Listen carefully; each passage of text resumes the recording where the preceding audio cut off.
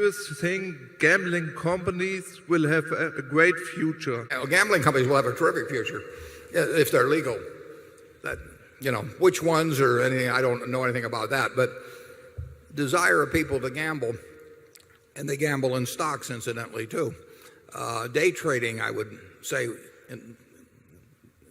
very often came very close to gambling as defined. But people like to gamble. I mean, if the Super Bowl is on, or even, well, better yet, if a terribly boring football game is on, but you don't have anything to do, and you're sitting there with somebody else, you're probably going to enjoy the game more if you bet a few bucks on it one way or the other. As you know, I mean, we insure hurricanes, so I watch the Weather Channel, but it can be exciting. But people, the human propensity to gamble is huge. Now, when it was legalized only pretty much in Nevada, you had to go to some distance or break some laws to do any serious gambling. But as the states learned to,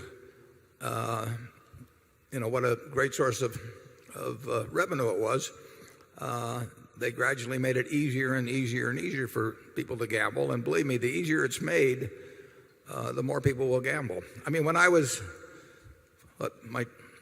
my children are here, and 40 years ago, I bought a slot machine and I put it up on our third floor.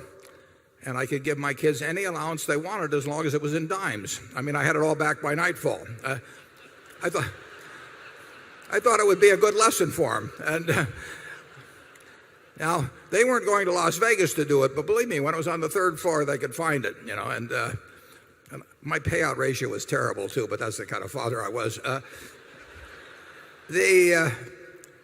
But gambling, people are always going to want to do it. And for that reason, I particularly think that access, in terms of friendly gambling or anything like that, I'm not a prude about it.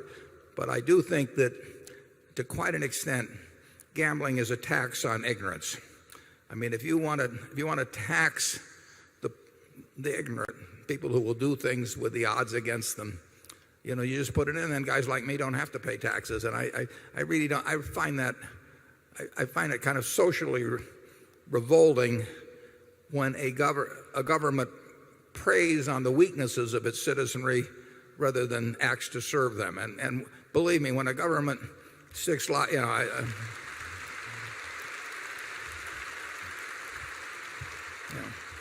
when a government makes it easy for people to take their Social Security checks and start pulling handles, or participating in lotteries or whatever it may be, it's a pretty cynical act. It works. It's a pretty cynical act, and it relieves taxes on those who don't fall for those, or who aren't dreaming about having a car instead of actually having a car, or dreaming about a color TV instead of having one. So it's not government at its best, and I think other things flow from that over time too. Charlie? Yeah, I would argue that the gambling casinos use clever psychological tricks to cause people to hurt themselves. There is undoubtedly a lot of harmless amusement in the casinos, but there's also a lot of grievous injury that is deliberately caused by the casinos. It's a dirty business, and I don't think you'll find a casino soon in Berkshire Hathaway.